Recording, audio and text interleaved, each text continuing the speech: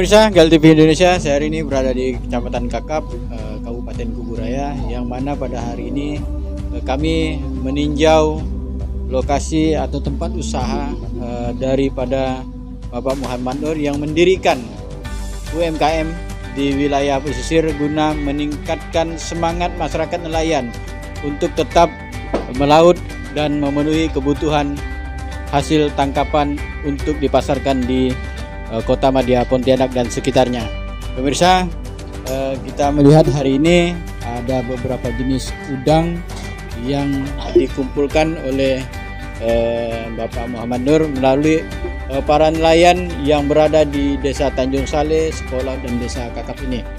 Kita lihat ini adalah udang merah yang baru saja tadi kita lihat dinaikkan dari motor air. Dan ini ada juga udang, kalau di daerah Kakap ini dibilang udang gala, ada beberapa jenis udang dari yang kecil sampai ke yang A super.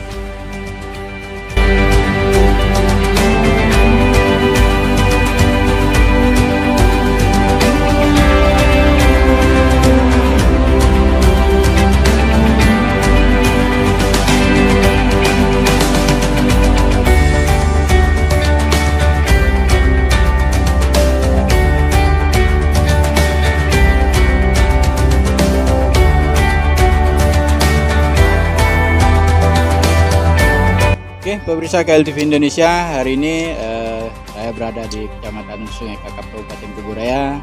Dalam tema dialog kita kali ini kami mengangkat tentang UMKM nelayan pesisir. Nah, hari ini bersama saya, di samping saya adalah salah satu pegiat UMKM pesisir guna membantu meningkatkan ekonomi nelayan, yaitu Bapak Muhammad Nur AB. Selamat sore, Pak. Selamat sore. Gimana kabarnya, Pak? Sehat? Alhamdulillah sehat. Ya, Pak. Bisa diceritakan awal atau asal muasalnya sehingga Bapak terjun ke dunia UMKM pesisir ini, Pak? Pada dasarnya saya terjun ke UMKM pesisir ini, saya melihat balehonya Bapak Presiden Jokowi yang berbunyi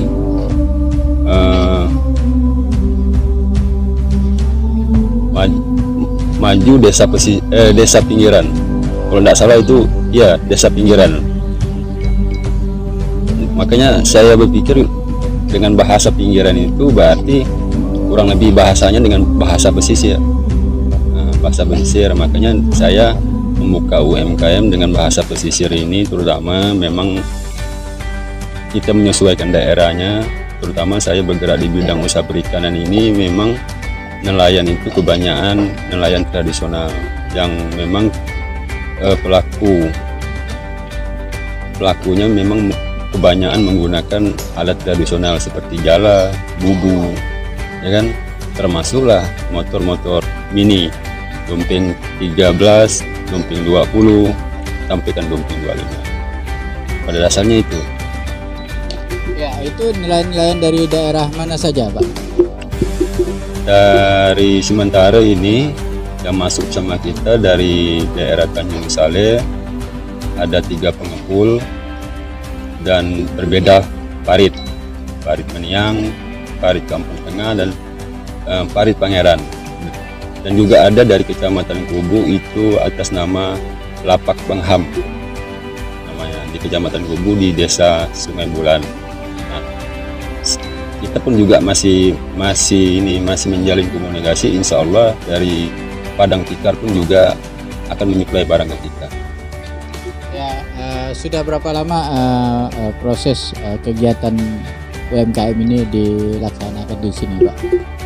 Memang boleh dikatakan singkat, belum lama, dalam hitungan kurang lebih 7 bulan terakhir, ya kan?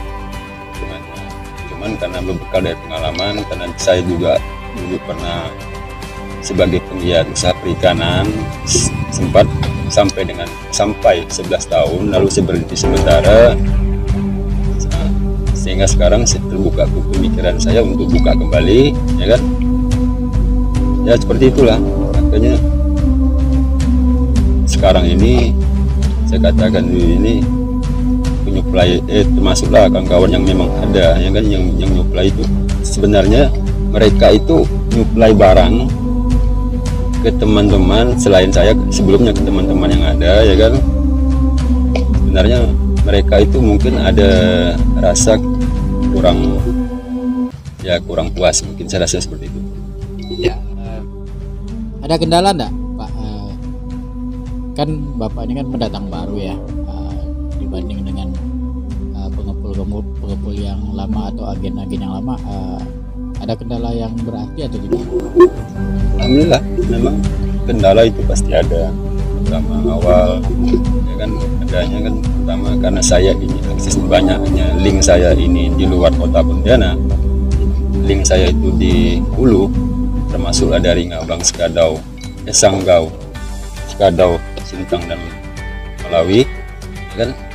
Yang menjadi titik permasalahan, menjadi kendala kemarin itu sempat di sana itu diterpa banjir, ada kurang lebih sekitar 2 minggu saya tidak bisa kirim barang.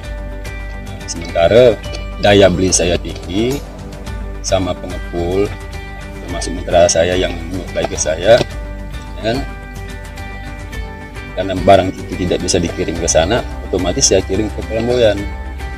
Saya kirim Pelamboyan ya, karena harga beli saya tinggi ya, saya sempat terkendala dalam arti kata mengalami kerugian sedikit kan. Itu saya pikir biasalah. Setelah di sana itu kering, banjir udah mulai turun ya kan, alhamdulillah mereka sudah kembali dan saya sampai dengan sekarang alhamdulillah pasokan barang semakin meningkat. Ya, jenis-jenis barang yang dimasuk ke UMKM pesisir ini apa-apa saja? Saya barang dari jenis udang sungai, udang laut, ikan sungai, ikan laut, termasuklah barang tambak, itu semua saya beli. Kalau ini ikan apa ini Pak? Itu ikan gabus. Ini pancing atau bukan? Kedua-duanya. Ada juga yang mendapat nelayan pakai pancing. Kalau ini Pak, udang ini ada udang size galak. atau gimana? Ini udang galak sungai. Udang galak sungai, kalau yang ini termasuk terbilang jenis super. Karena dia berekornya itu 2,5 naik. 2,5 naik itu dibilang super. Ya. Jadi rata-ratanya 1 kilo itu 3 sampai 4 ekor. Terus yang lain Pak, ini kan ada beberapa jenis udang galak ya. Ya, kalau yang ini terbilang yang A2 itu ukurannya dia dari ikan 15 sampai dengan 20 ekor per kilo itu terbilang A2. Seperti ini udang B. Udang B ini untuk ukuran size, kalau kita bicara standar nasional, maka dia ukurannya itu 20 sampai kan 30 ekor per kilo. Tapi kalau kita mengikut standar pasaran lokal, ini size-nya bisa menjadi 30 sampai 40. Lebih kecil pilihan dari nelayan. Kalau yang kecil lagi Pak? Kecil ini termasuk udang seka. Itu kurang lebih sekitar 1 kilo 4 sampai 5 ekor. Oke, dia besar dan kecilnya ya, tergantung ya Pak? Tergantung. Jadi kalau bicara udang sebenarnya udang itu kan karena ada harga, kenapa A1 itu ditetapkan 130 misalnya, atau 120 ya kan, atau 110, itu semuanya berdasarkan size. Berdasarkan size, ketika kita mengenal jenis udang dan ukuran, baru kita bisa tahu harga. Tahu. Kalau yang udang ini Pak? Ini jenis udang laut. Kalau ini orang sini bilang ini bahasa nasional ini bilang double pink. Ini double pink, yang ini udang sudu atau juga bilang udang teh. Cuma setiap daerah ini kan berbeda-beda nih. Ada yang bilang ini kayak kita sini, ini bilang double kaki merah. Dan ini ada yang bilang di sini udang teh, ada bilang udang sudu. Sementara di hulu juga lain, bilangnya apa? Ya. Termasuk juga udang ini, udang langkang. Nah, ini udang langkang. Ini udang langkang yang size kurang lebih 1 kilonya 15 sampai 20 ekor. Langkang super. Dan 20 sampai 30 itu dibuat termasuk ini wangkang B. Wangkang B. Lalu ada lagi bilang kalau ini juga wangkang. Tapi wangkang beci. Wangkang beci. Kenapa dibilang wangkang beci ya kan? Karena ukurnya mendekati wangkang terutama, dan udang ini kenapa dibilang udang beci? Karena udang ini model bintik-bintik kayak gini, dia kan hidupnya di air ini, di air tawar ini. Bintik-bintik seperti di kebanyakan ini udang ini di yang ada tanaman bakau. Pak Nur, selain udang jenis-jenis apa lagi yang Bapak tampung dari nelayan? Selain udang ya kayak kepiting, yang ikan semua ikan kita beli, termasuk ikan sungai, ikan laut. Kita juga selain udang ikan kepiting. Harapan apa? Ini kan terkait dengan ide dan gagasan dari Presiden Republik Indonesia Bapak Joko Widodo terkait tentang membangun kota dari pinggiran atau pesisir. Nah, apa nih? Ini kan gayung bersambut ya. Pemerintah punya cita-cita dan juga Pak Nur menyambut baik program ini, tetapi justru pasti ada kendala. Dan apa yang menjadi harapan dari Pak Nur selaku pelaku UMKM untuk menyukseskan program pemerintah? Ada yang menjadi harapan saya kepada pemerintah, terutama kan untuk program pemerintah yang memang digulirkan kepada nelayan, baik itu nelayan tangkap, nelayan budidaya, ya kan. Semoga itu programnya bisa lebih bagus, lebih maju dan bisa bermanfaat untuk nelayan. Itu yang menjadi harapan saya. Selain itu saya juga sebenarnya ingin mengajak pemerintah kabupaten termasuk provinsi, ya kan, alangkah lebih baiknya kalau kita itu gandeng seperti tambak alam. Kenapa saya bilang tambak alam? Mengingat program yang memang sudah banyak diluncurkan, termasuklah di Kecamatan Kakap ini, ya kan. Saya sangat mengapresiasi sebenarnya apa yang menjadi program pemerintah. Cuman sedikit tambahan bagi saya untuk pemerintah, alangkah lebih baik kita memprioritaskan tambak alam. Tambak alam itu ya sesuai dengan daerah kita, negara kita kan termasuk negara maritim. Kalbar itu juga termasuk negara maritim, berarti negara kepulauan, dan banyak sungai, banyak danau, ya kan, yang tidak terpakai dalam artian tidak ada lagi akses lalu lintas, tidak ada lagi pemukiman warga, ya kan. Dan itu yang menjadi harapan saya, pemerintah lebih jeli untuk memperhatikan daerah tersebut. Contoh begini, kenapa hutan rimba saja pihak swasta misalnya mau tanam sawit masih berani, padahal yang itu hutan rimba, ya kan? Jadi kalau kita perbandingkan, ada danau yang tidak terpakai, ada sungai yang tidak terpakai, kenapa kita tidak coba dengan program tambak alam tadi? Dalam arti kata tambak alam itu pelestarian. Jadi kenapa saya bilang tambak alam itu pelestarian? Kalau kita bicara tadi, kembali bicara harga udang tadi, ya kan. Udang itu sebenarnya harga itu ada A130 misalnya, B itu katakan 80, ya kan, A2 katakanlah 110. Kenapa itu ya harga bisa berbeda-beda? Karena berdasarkan size tadi. Nah berarti ya kan, dengan adanya program tambah alam, ya kan, kita itu hanya pemindahan. Pelestarian itu dalam arti kata proses waktu. Karena udang C tadi yang saya bilang, ini udang C, ya kan, jika dia bisa sampai 5-6 bulan ke depan, itu dia akan berubah menjadi udang seka. Antara ini kita di lapangan harga beli itu sudah beda 20.000 per kilo. Kalau ini naik ke ini udang seka, ditambah lagi waktunya bisa naik lagi menjadi udang galak B.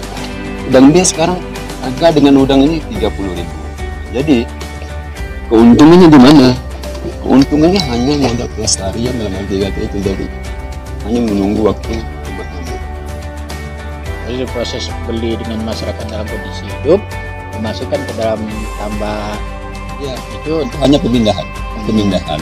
Dan ekosistemnya kan juga ekosistem setempat. Itu bicara kan kadar airnya tidak perlu kita bicarakan lagi, karena memang bibit termasuk ekosistem setempat. Ya kan, pertama. Yang kedua, sekarang kan nelayannya juga kan lebih senang. Kenapa lebih senang? Karena secara tidak langsung meningkatkan pendapatan per kapita nelayan. Kenapa? Selama ini nelayan hanya jual ini udang mati, udang hidup pun dimatikan.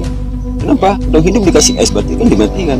Nah, jadi dengan adanya tadi program tambah alam tadi, alangkah lebih baiknya berarti kita membeli udang hidup dan udang mati. Tentu udang hidup dan udang mati harga tetap beda. Nah, dengan bedanya harga tadi berarti semakin tingginya daya beli, berarti lebih menguntungkan posisi masyarakat nelayan. Hasil tangkap mereka lebih nilai jualnya lebih tinggi. Itu yang menjadi harapan saya kepada pemerintah. ya. Selain dari itu kegiatan UMKM ini kan membutuhkan topangan dana yang juga tidak sedikit ya Pak ya. Sumber-sumber dana dari mana saja yang sudah mensupport Pak Nur untuk melakukan kegiatan UMKM ini? Alhamdulillah, kita kalau bicara modal ya terutama yang modal perjalanan. Yang kedua itu teman, kan? Nah, tentu sebelum berangkat masalah modal, tentu itu kita sudah berbekal dengan pengalaman, kan, bahwa proses dagang, proses beli dan proses jual itu pasti ada. Sistemnya pasti ada. Dalam artian begini, kita bisa beli berarti kita bisa jual. Nah, jangan kita bisa beli tetapi kita tidak bisa jual. Itu satu. Yang kedua, ada terkadang begini, nelayan itu dia dapat sedikit, dia susah. Kenapa? Tidak mencukupi untuk biaya operasional misalnya, termasuklah BBM-nya, ya kan, keperluan dapur. Ketika mereka dapat banyak, mereka jual salah satu pengepul, ya kan, lalu karena udang banyak, pengepul bilang murah. Ya. Maksud saya bagaimana caranya, ya kan, harga itu bisa kita pertahankan. Ya. Jadi masyarakat nelayan ketika dia dapat banyak, harga bisa dipertahankan, dia pun juga saya rasa seperti itu. Sama dengan petani dapat dikit tidak cukup, cuman ladang tahun sekali. Begitu dapat banyak, harga gabah jual murah. Ada harapan apa dengan pemerintah? Mungkin sudah ada bisik-bisik dengan pemerintah baik itu kabupaten atau provinsi, ya bantulah sedikit kita ini gitu Pak. Ada nggak harapan seperti itu Pak? Ada harapan sama pemerintah, termasuklah yang pernah saya dengar di KKP itu ada suatu wadah, kalau tidak salah saya, termasuk kreditan khusus memang untuk pelaku nelayan. Itu wadahnya namanya kalau tidak salah BLU MKP. Dan memang ada rencana saya untuk mengajukan dan kepada suatu wadah yang ada di kementerian KKP itu. Makanya sekarang memang tahap tahap sekarang ini saya masih dalam penyiapan berkas pertama. Plus saya juga minta bantu dari dinas provinsi terkait, termasuklah Kabupaten Kuburaya, karena saya pun berdomisili di Kabupaten Kuburaya. Jadi untuk seperti surat keterangan usaha, surat keterangan usaha perikanan itu menjadi salah satu persyaratan untuk mengajukan bantuan di KKP. Sembari berjalan persyaratan itu sudah pemerintah komunikasi ada, cuma saya kepinginnya mereka itu turun langsung, dengan turun langsung si kamar 3T membuktikan apakah ini usaha fiktif atau tidak fiktif. Karena maaf ngomong, karena selama ini bantuan yang menggulir yang 2,4 UMKM itu saran saya kepada pemerintah, termasuklah kepada Disperindak, kan untuk pelaku UMKM yang mungkin memang banyak yang ada sini pun, saya rasa untuk suatu legalitas itu supaya tidak ada dalam artian ya Bapak paham lah, saya rasa. Oke pemirsa PLTV Indonesia, demikianlah tadi dialog kita bersama Bapak Muhammad Nur Abe, yang mana beliau salah satu pelaku UMKM pesisir yang berada di Kabupaten Kuburaya, Provinsi Kalimantan Barat. Ini betul-betul sangat menggugah dan juga menjadi inspirasi buat masyarakat nelayan atau pelaku-pelaku usaha lainnya yang ingin bergerak di bidang perikanan. Memang betul budidaya perikanan sangat dibutuhkan dan juga bisa menopang kehidupan di kota. Syafar Rahman mengabarkan.